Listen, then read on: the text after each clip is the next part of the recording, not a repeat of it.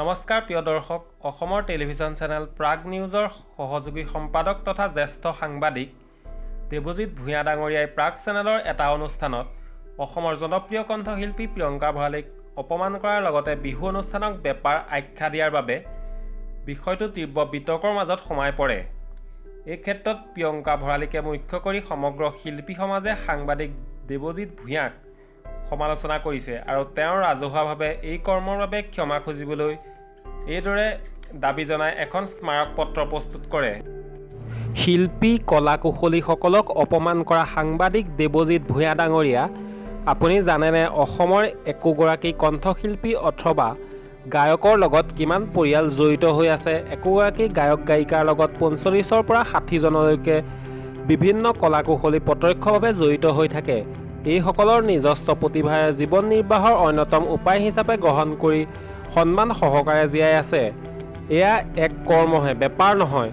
বিহু অনুষ্ঠানক বেপাৰ আখ্যা দিয়া প্ৰাগ নিউজৰ সহযোগী সম্পাদক তথা জ্যেষ্ঠ সাংবাদিক দেৱজিৎ ভূঞা ডাঙৰীয়াই এগৰাকী কণ্ঠশিল্পীক অপমান কৰা কেতিয়াও সহ্য কৰা নহ'ব। ভূঞা ডাঙৰীয়াৰ এনে কাৰ্যৰ বাবে ৰাজহুৱাভাৱে ক্ষমা খুজিবৰ বাবে দাবী জনালোঁ। আজিৰে পৰা প্ৰাগ নিউজৰ কোনো অনুষ্ঠানতে উপস্থিত থকাৰ পৰা মই বিৰত থাকিম। লগতে জনাওঁ যে মোৰ কোনো গীত অথবা ভিডিঅ' প্ৰাগ নিউজ আৰু সংলগ্ন এণ্টাৰটেইনমেণ্ট চেনেলত বিনা অনুমতিত সম্প্ৰচাৰ নকৰিব। অনুমতিবিহীনভাৱে সম্প্ৰচাৰ কৰিলে আইনী ব্যৱস্থা ল'বলৈ বাধ্য হ'ম। আশা কৰিম অনাগত দিনত অসমৰ সৰু বৰ শিল্পী কলা কৌশলীক সন্মান দিব নাজানিলেও যাতে অপমান নকৰে। আমাৰ স্বাভিমান ৰক্ষা কৰি এই আহ্বানৰ প্ৰতি সঁহাৰি জনাব বুলি আশা কৰিলোঁ। অসমৰ ৰাইজৰ আশীৰ্বাদ আৰু সহযোগিতাৰ আমাৰ একান্ত কাম্য। উক্ত বিষয়টোৰ ওপৰত আলোচনা কৰি ফিল্ম ফ্ৰেটাৰ্নিটি অৱ আছাম অৰ্থাৎ চলচ্চিত্ৰ সমাজ অসমে গুহাৰি এখন পত্ৰ প্ৰস্তুত কৰে। এই ক্ষেত্ৰত অধিকাংশ শিল্পী আৰু ৰাইজেও ইয়াক সহমত প্ৰদান কৰিছে। বৈদ্যুতিক সংবাদ প্ৰতিষ্ঠান প্ৰাগ নিউজৰ সহযোগী সম্পাদক জ্যেষ্ঠ সাংবাদিক দেৱজিৎ ভূঞা ডাঙৰীয়াই বিগত কেইটামান দিনৰ পৰা বিহু অনুষ্ঠান পৰিৱেশন কৰা কেইগৰাকীমান শিল্পীক যি আক্ৰোশমূলকভাৱে অপদস্থ কৰিবলৈ চেষ্টা চলাই আহিছে, ই চলচ্চিত্ৰ সমাজ অসমক ব্যথিত আৰু ক্ষোভিত কৰি তুলিছে। কৰোনা মহামাৰীৰ পৰিপ্ৰেক্ষিতত চৰকাৰ প্ৰশাসন আৰু স্বাস্থ্য বিভাগে জাৰি কৰা বিভিন্ন নিৰ্দেশনা পালন কৰি পূৰ্ব নিৰ্ধাৰিত অনুষ্ঠান পৰিৱেশন কৰাটো বেপাৰ কৰা বুলি ভূঞা ডাঙৰীয়াই যি মন্তব্য কৰিছে, অসমৰ সমগ্ৰ শিল্প জগতৰ বাবেই সি অপমানজনক। এগৰাকী মহিলা কণ্ঠশিল্পীক ষ্টুডিঅ'লৈ মাতি উচ্চগ্ৰামত তুচ্ছ তাচ্ছিল্য কৰাৰ কথাটোৱে আমাৰ সাংস্কৃতিক চেতনাত লজ্জানত কৰিছে। এয়া সাংবাদিকতাৰ নীতি হোৱা অনুচিত। বিগত এটা বছৰতকৈও অধিক কাল অসমৰ শিল্পী কলা কুশলীসকলে জীয়াই থকাৰ বাবে কঠোৰ সংগ্ৰাম কৰিবলগীয়া হৈছে। আৰ্থিক অনাটনে জীৱনৰ প্ৰতিও ভাবুকি আনিছে। নিৰ্বাচনৰ পাছত বিহু অনুষ্ঠিত হোৱাটো সেয়ে সকলোৰে বাবেই আশাৰ খবৰ আছিল। কিন্তু কিছুদিন অনুষ্ঠান হোৱাৰ পাছতেই কৰোনাৰ দ্বিতীয় লহৰৰ শংকা ঘনীভূত হোৱাত বিহু পালনৰ বেলিকাত বাধ্যবাধকতা আহিল। শিল্পী কলা কুশলীয়ে চৰকাৰক সহযোগ কৰিলে। লাহে লাহে প্ৰায় আটাইবোৰ অনুষ্ঠানেই বাতিল হ'ল। ৰাইজৰ বৃহত্তৰ স্বাৰ্থ আগত ৰাখি নিজৰ আৰ্থিক অৱস্থাৰ কথা আওকাণ কৰি শিল্পী কলা কুশলীসকলে বিনা প্ৰতিবাদে তাকো মানি ল'লে, সমৰ্থন জনালে। তাৰ মাজতে পূৰ্ব নিৰ্ধাৰিত এখন অনুষ্ঠানত কোনো শিল্পীয়ে বাতিল কৰাৰ প্ৰশ্নই আহিব নোৱাৰে। এনে সময়ত তাক বেপাৰ বুলি ক'বলৈ যোৱাটো কুৰুচিপূৰ্ণ সাংবাদিকতা অসাংস্কৃতিক মানসিকতা। চলচ্চিত্ৰ সমাজ অসমে ইয়াক তীব্ৰ গৰিহণা দিছে।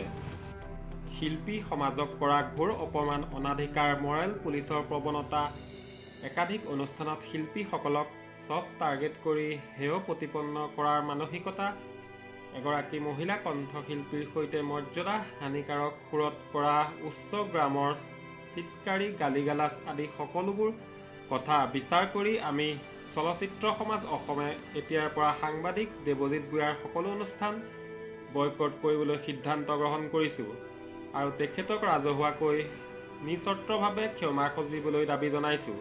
লগতে ভূঞা ডাঙৰীয়াৰ এনে আক্ৰোশমূলক সাংবাদিকতা সম্প্ৰচাৰ কৰিবলৈ সন্মত হোৱা প্ৰাগ নিউজৰ মুখ্য সম্পাদক আৰু চেনেলটোৰ স্বত্বাধিকাৰী তথা পৰিচালনা সঞ্চালকো দেৱজিৎ ভূঞাৰ সন্দৰ্ভত নিৰ্ণায়ক আৰু দৃষ্টান্তমূলক ব্যৱস্থা গ্ৰহণ কৰিবলৈ আহ্বান জনাইছোঁ। অন্যথা চেনেলটোৱে ভূঞা ডাঙৰীয়াৰ তেনে সাংবাদিকতাক সমৰ্থন জনোৱা বুলি আমি পতিয়ন যাম আৰু চেনেলটোৰ সৈতে থকা আমাৰ আন্তৰিক সম্পৰ্ক পুনৰ বিবেচনা কৰিবলৈ বাধ্য হ'ম। আমি আশা কৰোঁ অসমৰ শিল্পী কলা কৌশলীসকলেও নিজস্ব স্বাভিমান ৰক্ষা কৰি আমাৰ এই আহ্বানৰ প্ৰতি সঁহাৰি জনাব। ৰাইজেও আমাৰ লগত সহযোগ কৰিব বুলি আমি আশাবাদী। সভাপতি ডক্টৰ হিতেশ্বৰ বৰুৱা আৰু সাধাৰণ সম্পাদক গৰিমা শইকীয়া গাৰ্গ।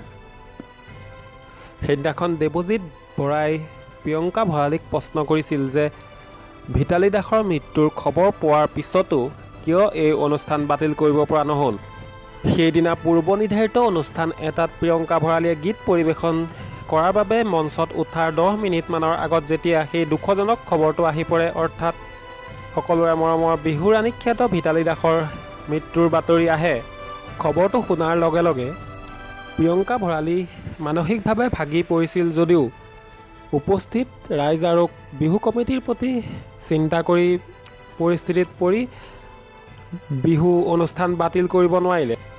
এগৰাকী শিল্পীৰ মৃত্যুৰ বাতৰি অহাৰ লগে লগে আন এগৰাকী শিল্পীয়ে তাৎক্ষণিকভাৱে এখন ৰাজহুৱা অনুষ্ঠান বাতিল কৰাটো সম্ভৱ নহয়। এই ক্ষেত্ৰত সাংবাদিক দেৱজিৎ ভূঞা ডাঙৰীয়াক সুধিব বিচাৰোঁ, যদি এজন সাংবাদিকৰ মৃত্যু হয়, এই ক্ষেত্ৰত তেওঁলোকে বাতৰি পৰিৱেশন কৰা বন্ধ কৰে নেকি?